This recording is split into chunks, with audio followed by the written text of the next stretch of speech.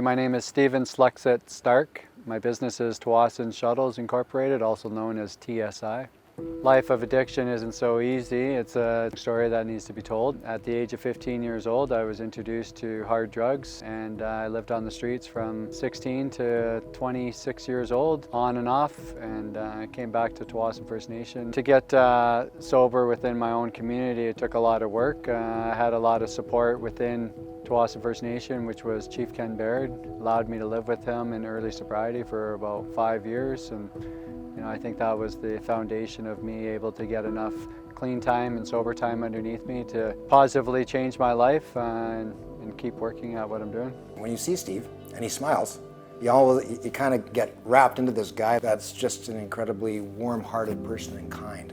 I've known Steve for probably 10 years and have been watching him develop his business since his very first shuttle bus. I was able to secure a 5-year contract with Tsawwassen First Nation to provide school buses for our own students within our own nation, and ended up just kind of taking off from there. We own a marine division, and we got multiple boats out there on a variety of different infrastructure projects and small scale, large scale opportunities. We own a fleet of street sweepers as well, and municipal street sweeping and parking lots and underground parking, construction sites, major infrastructure projects. So we got a fleet of those running around Greater Vancouver and beyond as well, over into the valley. Water trucking as well, they kind of go hand in hand. Dust control, flower beds, tree bags. We are living in a green economy now, and there's an emphasis to save trees and bring vegetation to life and to think about the nature. So, it was pretty much a given that the two industries go hand in hand, the street sweeping and the water trucking. I think it's got to be the fundamentals to hire Indigenous people within your own community and outside of communities as well. That's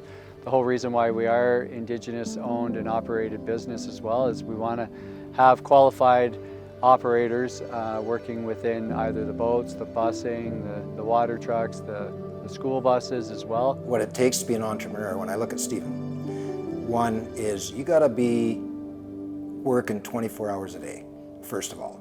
And you got to be the guy fixing, being on the tools, driving the truck, dealing with your clients, building the business. You have to do pretty much everything.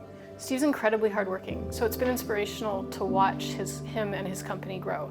It's not just been like growth of a company, it's been the growth of a person. I sit in a lot of rooms and we all know a lot of people who say things like they're self-made people, but they come from families who are well-established in industry, or they step into a role at a well-established company coming in with a degree and coming in with experience and whatnot. And then when you meet someone like Steve who has invented himself and invented his business, it's very inspirational.